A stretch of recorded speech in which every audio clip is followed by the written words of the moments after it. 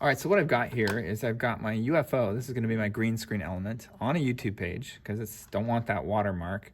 And I just have a simple still of Mountainside High School. What I want is I want the UFO to appear in the upper right-hand corner. And so I'm starting to think in terms of a grid. And I've got this, and I want to set up QuickTime, which is this app at the bottom, QuickTime Player to a screen recording. And you'll see that it gives me this preset. If you want something that's going to be easy to work with, get it to 1920 by 1080. That is the exact dimensions of an HD film. If you're off by a little bit, it will be fine, but I'm going to try to get it back to 1920 by 1080. There, perfect.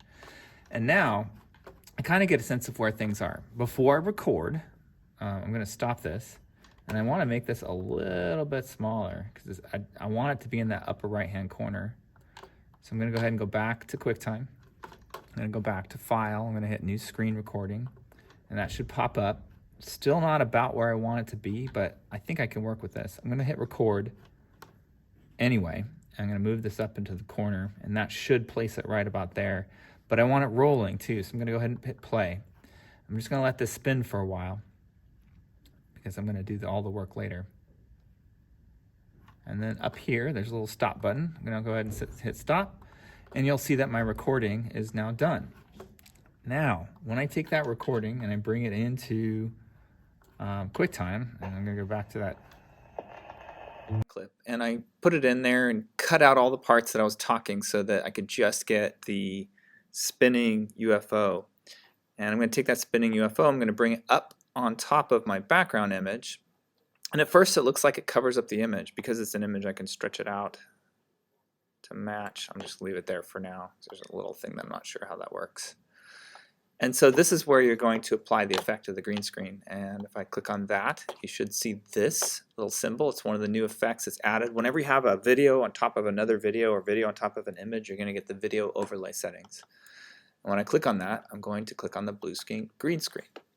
And automatically, instantly, you'll see that I've kind of cleared away this green. However, I do need to clean it up a bit. And that's where you have the crop tool and the eraser tool. So the crop tool, since I pre-visualized this, I can move this crop tool to basically crop just the green screen, and it gets rid of everything else that I don't want. It's kind of a neat, easy way to do it.